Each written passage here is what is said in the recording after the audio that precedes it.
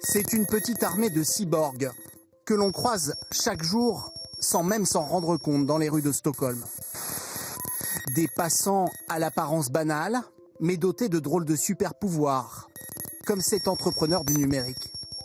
À 66 ans, Père Söderström aime surprendre ceux qui le rencontrent pour la première fois. Bonjour, hello. Bonjour. Comment allez-vous? Très bien. Avec le jeu du téléphone portable. Alors comment fait-on les présentations avec un cyborg? Je pense que vous pouvez prendre votre téléphone et vous me scannez là, voilà. Et donc ça, c'est votre carte de visite. Exactement. Le secret de cette apparition, une petite puce implantée dans sa main depuis 3 ans. C'est sous ma peau, entre le pouce et l'index. On ne peut pas la voir, mais on peut la sentir de l'extérieur. Vous sentez? Oui. Moi, je ne la sens même plus au quotidien. Avant de finir sous sa peau, voici à quoi ressemblait cet implant, à peine plus gros qu'un grain de riz.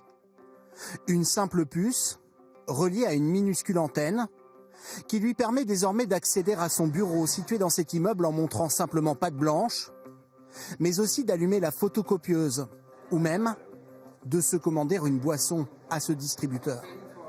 La même technologie qu'avec une carte de paiement sans contact et plus de tranquillité d'esprit, selon lui. Ça a facilité ma vie parce que j'ai tendance à oublier mes affaires. Je ne veux pas avoir des clés sur moi ou des cartes. Là, dans ma main, c'est toujours avec moi. Et d'une certaine manière, ça fait partie de mon identité. Ça n'appartient à personne d'autre. Aujourd'hui, près de 5000 Suédois seraient déjà équipés d'une puce sous-cutanée, rejoints chaque jour par des dizaines de nouveaux candidats. Comme sur ce salon de l'électronique grand public, sur le stand de cet ancien tatoueur, désormais reconverti dans la pose d'implants numériques. Pourquoi vous faites ça? Parce que c'est marrant.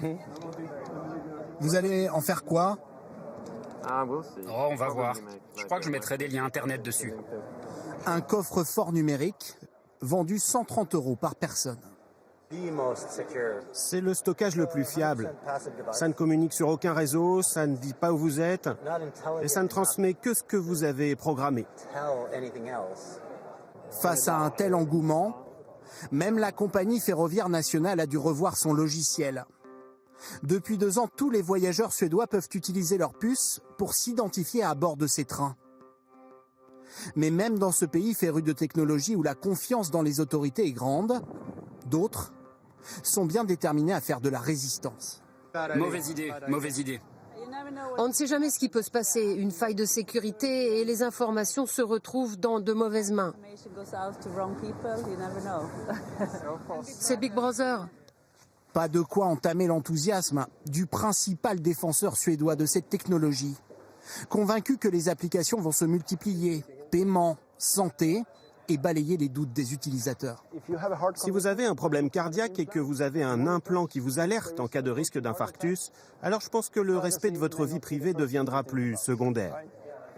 Une nouvelle génération d'implants qui, selon ce spécialiste, pourrait être disponible d'ici 5 ans à peine.